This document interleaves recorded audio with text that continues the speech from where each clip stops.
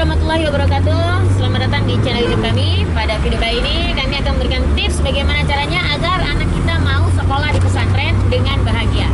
Ya, karena mengingat sekarang tantangan ke depan semakin berat, kita perlu mempersiapkan SDM yang tidak hanya menguasai teknologi, tidak hanya menguasai ilmu-ilmu dunia, tapi juga dibarengi dengan menguasai ilmu agama.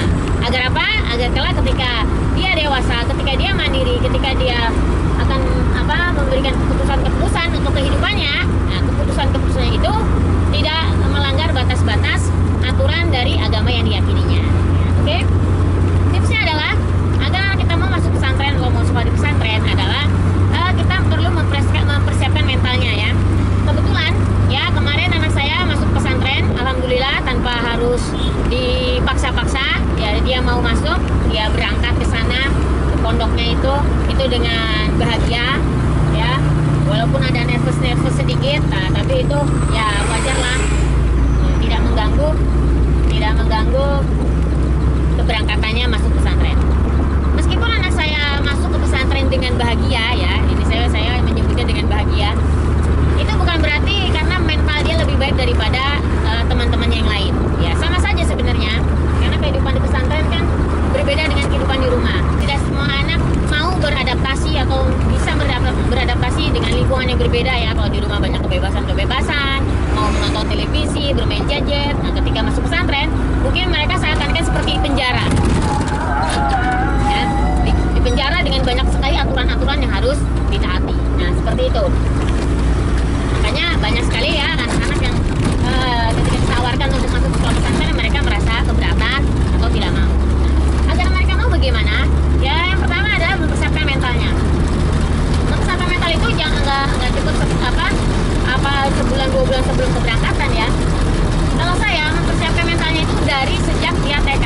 Jadi sejak dia mulai masuk sekolah, saya sudah menanamkan dalam pikirannya, sudah memberitahu bahwasanya kelak dia akan masuk ke pondok pesantren, ya akan sekolah di pesantren.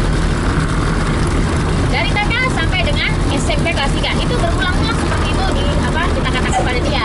Jadi sehingga dia tertanam di kepalanya, sehingga dia karena tidak punya pilihan, memang itu yang akan dia lalui. Ya.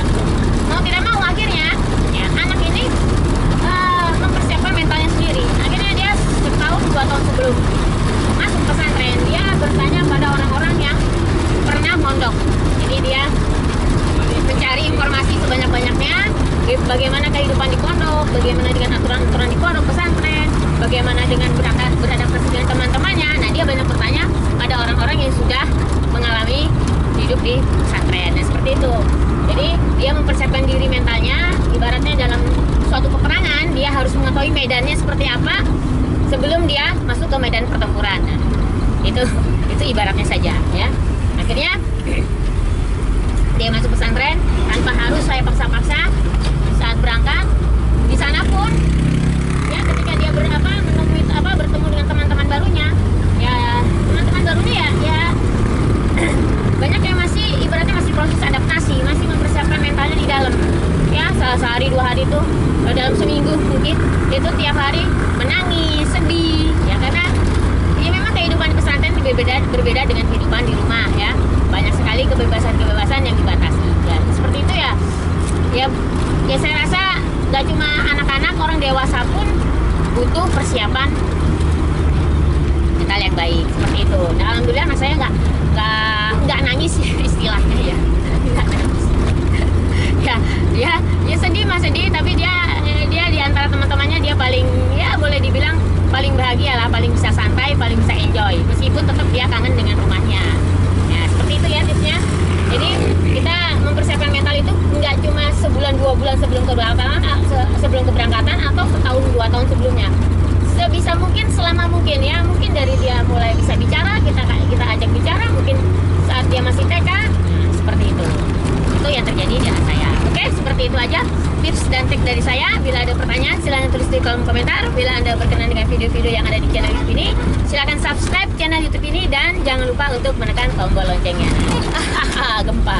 Oke, terima kasih. Wassalamualaikum warahmatullahi wabarakatuh.